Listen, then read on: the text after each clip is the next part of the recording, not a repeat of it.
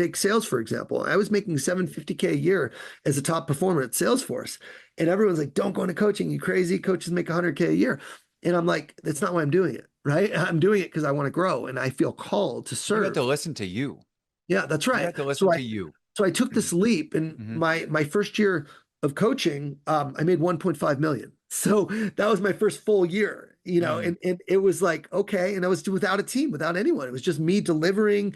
And then it was like, okay, this business is good, but it's not what I want. I'm running ragged. I'm exhausted. So I Mm. closed my B2B division. I closed the advisory division, and I just focused on untap your sales potential. I launched that. And then the next year, Got it it. did 2.5, right? So Mm. it's literally like this constant iteration of what you're doing and doing it better and being like, that's the growth mindset. You apply it to your business. You're so attuned when you're working with yourself on what you need to do in your business too. And it's like this authentic version of you showing up in all areas. And it's extremely powerful. It's not just like work is here and my business is here and then this other personal side is elsewhere. No, the personal side actually is what enables you to crush your business, because I people 100% agree. people don't have business problems. They have personal That's right. problems that show up in their business results. That's what That's right. happened.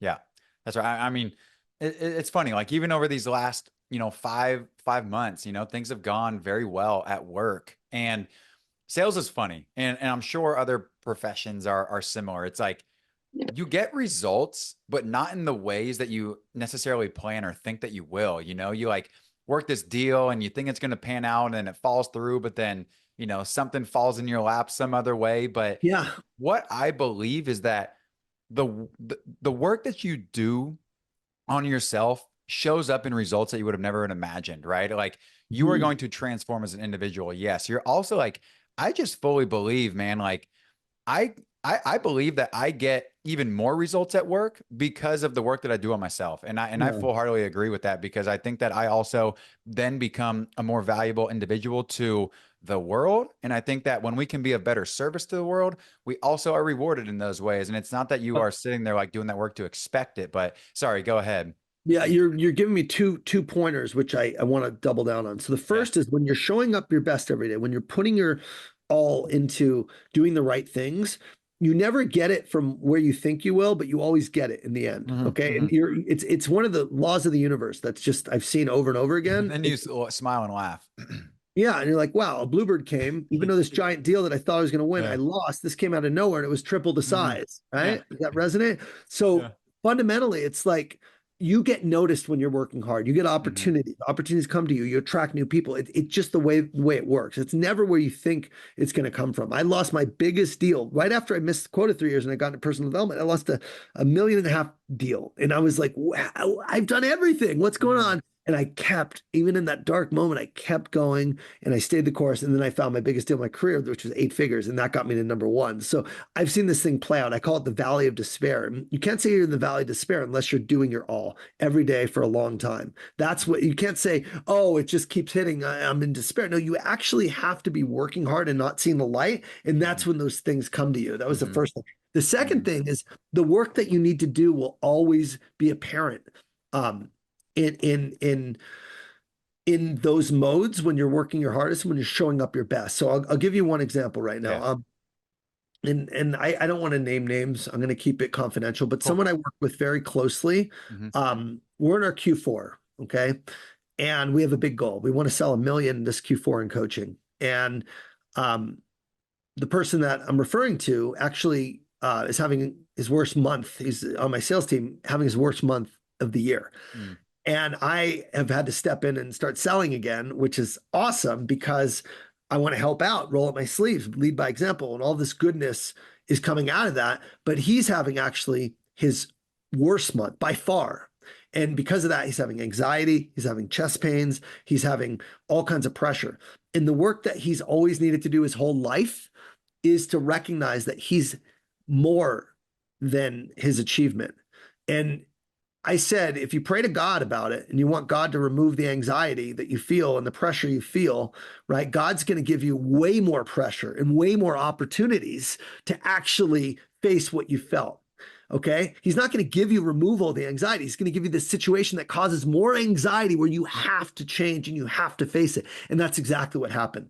right after this came up for the first time, I set a huge goal. The pressure hit, the anxiety was overwhelming, the chest pains came. What happened? We talked, and now he's actually getting the help he needs, right? And so that's the work. It's not him selling a certain amount. I'll take care of it. I got you, brother. But it's him having that surface, despite having the best year of his life and getting married and all these great things, this stuff still surfaced, okay? And it's forcing us to address the issue in a big way. So he signed up, like I said, for therapy. He signed up for, this work, but it wasn't in the form that he thought it would be. The form he thought it would be selling $1 million and getting paid a lot. No, it actually came from failing and the anxiety bubbling up that forced him to actually go into recovery, right? For that. I say recovery for that. I mean, get help for that thing. And he will. And I know it's so beautiful right now because I see it before it happens because I've seen the pattern so many times. Because he's making that the main thing versus selling, he's actually going to crush his goal once he addresses that. I already know it's going to happen. So God will give you what you are asking for in ways that you don't actually know and understand until after the fact, right? And that is part of this thing of like, it's coming from another direction. Sometimes it's coming from the opposite of what you think you want, but it's the thing you need. And I remember this one last story. I was running my second marathon. It was LA Marathon, and I was just not trained. I was injured in the middle of the training, and I went a little bit unprepared. The first marathon I did was like I was nails, but the second one I just genuinely got a little cocky, and I had other priorities, and so I trained. I got injured, and I took a month off, and then the marathon was a few weeks later, and I'm like, let's go. And all my shit went out the window when I started running. I all the plan. I started going fast. I'm like, this feels good. The first 7 or 8 miles. This feels good. I'm way ahead of pace of my first marathon. I'm great. And then all of a sudden, I kind of hit a wall pretty early on. It wasn't at that 20-mile mark. It was like at the 10 or 15. It was like, oh, this is hard. And I had my little energy packs, but this kid walks up on the side of the marathon. They're always giving you, snacks and treats and whatever. And there's a giant thing of like Reese's, like chocolate covered Reese's. And I'm like, oh, that's energy. And I just grabbed it. I wolfed it down. And then my biggest cramp ever hits in my, you're not supposed to eat Reese's running a marathon. It's just stupid. I was not prepared. I didn't have a game plan. I didn't execute it. And I have this horrible cramp. And then I'm running.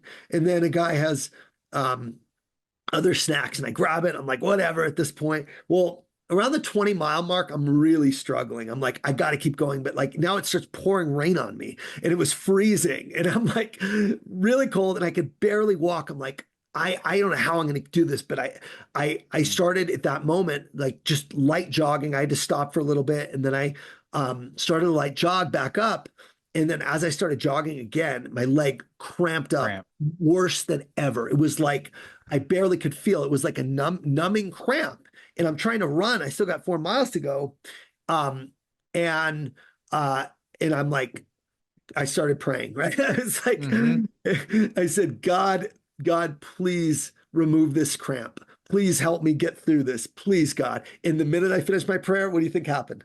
You probably cramped harder. Would be my guess. Immediately, the hardest, sharpest pain, like jolt. It felt like a jolt of lightning. I mean, this is why I'm such a believer. I've had so many instances. I call them God shots. They're metaphysical, physical experiences when I prayed and something happened. And it's like, it's happened to me dozens of times, so much that I have a whole list of every time there's a God shot. I'm like, thank you. It's like this reminder that you're here physically. It's beautiful. And I keep a log because I need that for me to have the strongest faith. I just need to remind myself that God is real. And this cramp was another God shot. It was like, boom, and the God shot came. And it was like the hardest, deepest, jolting, like tingling of cramping. I'm like, thanks, God. And I'm like, okay, it's like, don't bother me with this. I don't need to fix your cramp. You did this to yourself. So it's like, so get through it. Yeah. You'll get through it. You don't need me for this. You got it. Let me just show you I'm here, but you got this. And I'm like, I smiled. I'm like, okay, let's freaking go. So that's what I needed. That was what I needed. Once that happened, I actually started running and jogging and I finished the thing barely over my other time. I was under 5 minutes, which I didn't think was possible with what had happened during training, but I was under 5 hours for the marathon, which is a pretty good time and in all things considered and where I was. So that's it's the beauty of life. Mm, Like when you're on this trajectory, you will get signs and you will get serendipities and you will get all the reinforcement you need to know you're going the right direction. When you're mhm. leading from the heart, you're leading with love, you're leading with service, and your intentions are pure. I find it so interesting. Awesome story because I think it symbolizes the kind of what we're talking about right now, which is oftentimes we get what we need, not what we want. Mhm. Right. And and I definitely have experienced this as well. Even these last 5 months, I think I shared with you the other day, I got this like insane lower back pain going on. So I wrote down this Michael Diamond healer immediately, Yes, right? Because it's like yes. I've learned more about the spine and spinal fluids and the spinal cord and everything that they're like I know every which way it moves and interacts and it is just like I got CAT scans, X-rays, MRIs, all the things. I sat down next to this neurosurgeon and this spine specialist the other day, perfectly healthy spine. And Mhm. the way that this thing has debilitated me, you would think that I had like no vertebrae left. And it's You're probably carrying something right, deep. So carrying some right. trauma, carrying some shame, carrying something that needs to be moved around. And that's the work he does, honestly. That's the network chiropractic. It's a different kind of chiropractic work, but it's very powerful. And my woman, it was interesting, my developer, my designer told me something similar. She had these Hmm. pulsing migraines, like pulsing, and she had them her whole life. And then she went to like an acupressurist in Thailand. She was getting kind of like acupressure massage, and they were doing her neck and shoulders. And it's like, you have migraine? She told me the story yesterday, and she's like, yeah, I do. How do you know that? Because she didn't have a migraine while getting it. She's like, oh, I fix it. Okay. And she literally pushed down in a couple areas, and this woman started bawling uncontrollably in the middle of the acupressure session and just released it. And she said, I've never had migraines since. And it's like the stuff is stored, So not at the level where you can see it with an x-ray, but at the nervous system level. correct.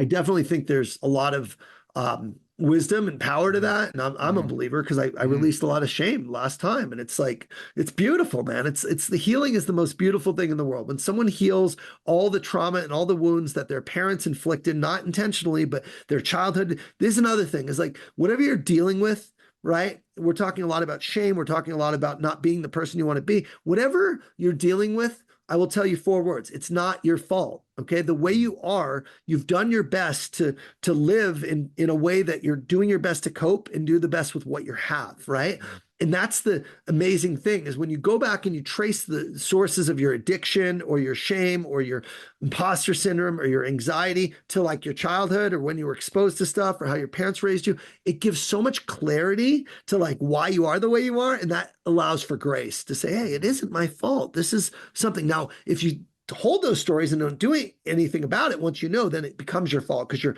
proliferating that story and protecting it and not doing something. But if you identify it, that there's a lot of release there to know like that a lot of what we struggle with is stuff that genuinely was a result of our childhood and how we're raised. And it almost always is like when I go back and do the work with people of like, what are you dealing with? It always traces back to something, with their family and their upbringing. Hmm. It's very interesting. We talk about holding these traumas within our body and feeling it in a physical manner is how it portrays. And then it still needs to be released somewhere, right? So it's interesting to hear, multiple just examples, and I have gone through very similar things of just like outbursts of tears Yes. that are Yes. uncontrollable, That is a right? Like release. That is the release. has to come Exactly the out. yes, that's it. Yeah. That uncontrollable crying and release is Yeah. like it's like getting to the heart and it's Yeah. getting to God's grace and love and it's Hmm. shedding the old identity. It's shedding the armor. Hmm. It's chopping the gunk. It's chipping away at the gunk. Like that is the way. That is the truth. And it's Hmm. so beautiful. It's so beautiful when I hear these stories of healing and when someone says they're crying uncontrollably, it brings tears to my eyes because I know they're Hmm. healing and it's beautiful. And Hmm. I hope to be a safe space for men and women to be able to express where their shame lives or why they feel like they're unworthy and to go deep and realize like, you know what? You got this and you're loved and you are enough. And once people begin to realize that and see that, that's when again you're able to move mountains and go take bets and take risks and Hmm. go do the unthinkable, right? it takes what it takes, right? It's all the it's all the work. And yeah, no, it's in my mind, again, I know we were going to talk about success, but my definition of This is success, success. yeah, my definition of success is the peace of mind that comes from knowing you've done your best to become the best you're capable of becoming in all areas of life that are important to you. And that comes from John Wooden, but I add in all areas because most people think success, financial, career. But if you're successful at work, but you're actually not present with your kids, or you're mean to your spouse or your children, or you're struggling in secret with addiction, you're not successful. I have had 2 people close to me die very young that were very successful. My old boss at Salesforce, who had a stroke, and my cousin Adam, who died at 47. He was a Wall Street stockbroker, and both were so stressed that their heart stopped, and they both had addictive tendencies. And it's just like, you're dead at 47 and left your family and your children gone. Like that's failure. That's failure. In that sense, like, success is living a long, prolific, healthy life, and living it with joy, not being so stressed because you're making work your God and trying to put all your energy there. And I just think we got it all wrong right now. I think our society is headed for, a disaster, and it already is showing up with some of what you see with suicides and addiction and all kinds of, like, people don't even know how to talk to each other right now, because they're so glued to their phones. You go to a restaurant and it's like, if I can be a light for other people to start living, the life they want and being the person they want, like, my work is complete. I don't need to be the number one guy on the Instagram or be the man like other people who might, want the spotlight. I just don't care. It's the work I do one-on-one that creates ripples in the communities of the clients that I touch. So I just, like I said, I'm super grateful and happy to have this conversation because people need to hear it. And it's a language that very, very few people speak. I can get here and talk about what it takes to succeed in sales, but this work, if someone goes and gets help, if someone goes and says, you know what, I'm not happy with this one area of my life and I want to change it, and looks up people who can help them or starts to talk about it and open up, like, both of our jobs now for life will have been made a difference in one person's life. So that's why I talk about this. That's why, or back to your original question, this has been the shift that I gradually made from sales training, is because this is where I've seen the most fulfillment and joy in myself and in my clients.